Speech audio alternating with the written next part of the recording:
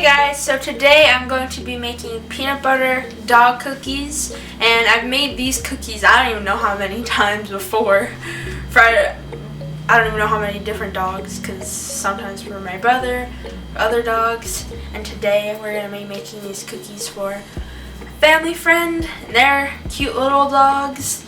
And yeah, I've made this before. This is Stacy's recipe, and she always puts carob chips in hers, but I never really do that. They're pretty much like chocolate chips, except not chocolate, because dogs can't have chocolate. But yeah, I don't even remember last time she did, or when she did that recipe. It was like so many years ago. So yeah, these are also going to be like Halloween decorated. I have a bunch of cookie cutters here. First thing I'm going to make is the peanut butter, which I've actually never made this before. This is like the new part of the recipe I'm doing today. So I have my food processor here, and the first thing I'm going to do, let me move my oil so I don't accidentally spill it. I'm going to take all my peanuts in here, and they're pretty much just unsalted. Yeah, they're all unsalted because dogs shouldn't be eating all those salts. Now we have a bunch of peanuts because the biggest container they had was like huge, but you can always make more cookies. There we go. And make sure that's locked in. And I'm going to turn on the blender, and I'm just going to put it on high, and then I'll stop it once it looks like pretty crumbled up.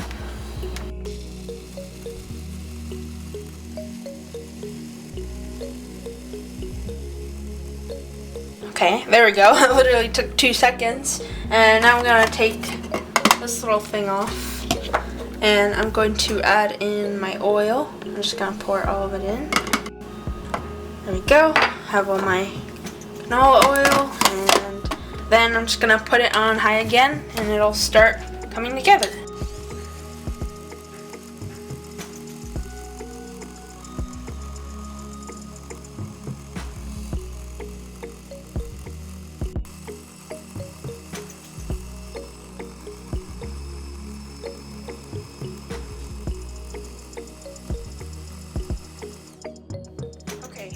So you can see, let me take it off. If I can get this off. These are always so hard to get off. Let me get like a spoon too. Just to show you how creamy the peanut butter is. Yeah, it's pretty much the texture of peanut butter, exactly. And whenever we made these before, we used to just buy like natural peanut butter in a jar, but it's so much easier and so much better to just make natural peanut butter, because it's like we know exactly what every ingredient is in here, and it's all safe for the dogs. So yeah, now I have my peanut butter ready. So now I'm going to start working on my actual cookie dough, and already in my mixing bowl I have my whole wheat flour. And pretty much for this recipe, you can mix everything in at once. It doesn't matter, dry or wet ingredients. So I'm going to add in my flour, white flour. Then I'm going to add my baking powder.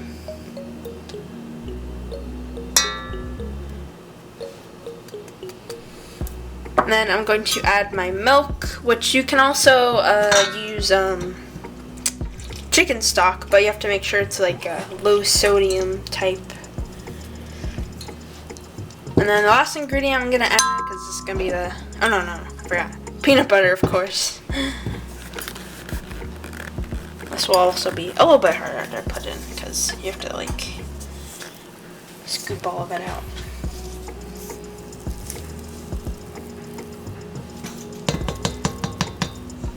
And see how nice and creamy it is.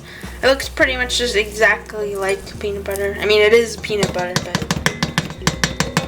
it literally took like 2 seconds to make this too.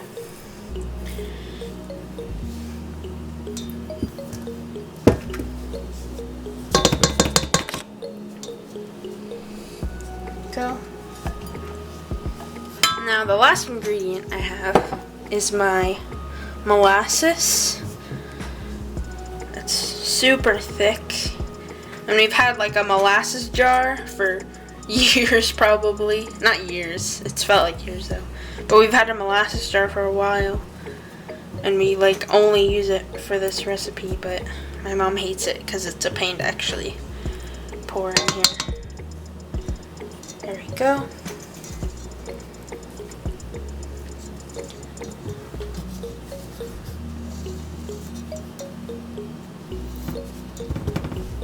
I have all my ingredients in here, and like I said, Stacy liked to use the carob chips, which are like chocolate chips, and I'll put her recipe down in the description below, but I just like to do it without carob chips.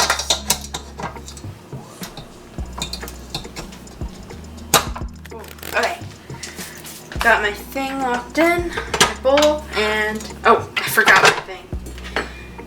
I need to mix it, the dough mixer.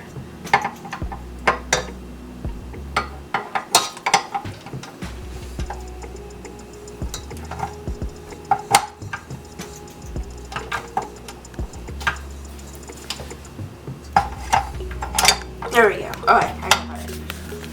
It's always hard to get that in.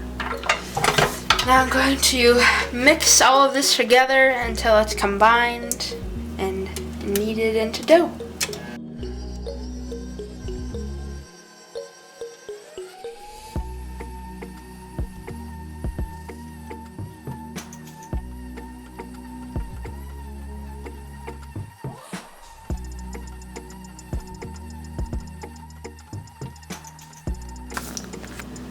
So I have all my dough done, and now I'm going to roll it out into a ball. I'm not going to use all of it, so I'm just going to take some of it to roll it out.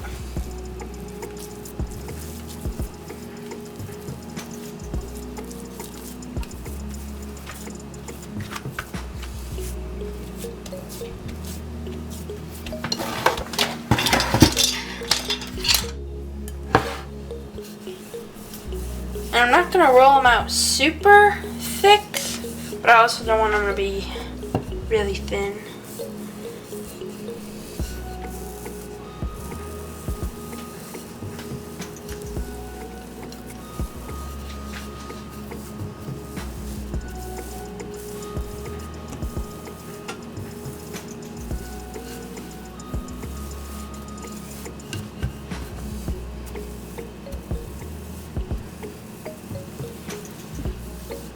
Alright, that's good. Just making sure it's even. There we go. Now I have 3 different cookie cutters. I also have like one of these. We have like a ton of these, and they're supposed to imprint like a face or like a design on there. And I'm not sure how that's gonna work, but I wanted to try that for like one cookie. So yeah, I'm just gonna take my designs. Let's see how thick this is. About that thick. And these are pretty tiny dogs too, so I might have to break them up a little bit. Actually feed it to them, which is okay. Or you can always make like even tinier ones. Like these ghosts are pretty tiny compared to my brother's dogs, who are all like ginormous. Go.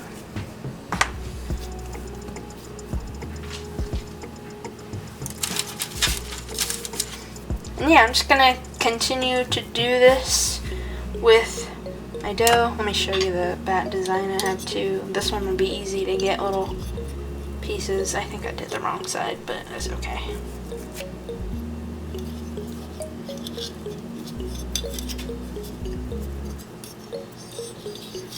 There we go. Little bat.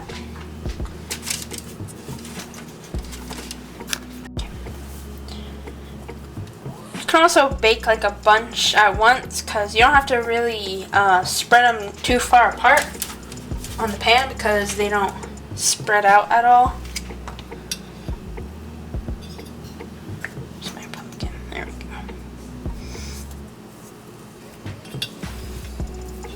We still have no dog of our own yet, but I'm excited when we do get one, I'm gonna make them cookies like every week. Not every week, but you know, pretty often.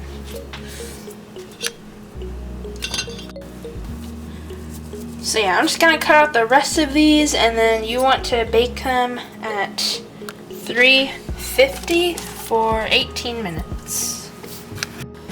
Here are the finished cookies, and now I'm gonna do a taste test. Just kidding, I'm not gonna eat them, but I mean, you can.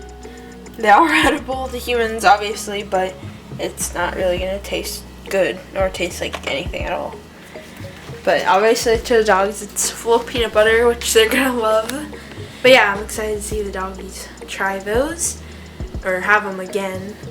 And if you guys enjoyed today's video, be sure to give it a thumbs up and subscribe for more content.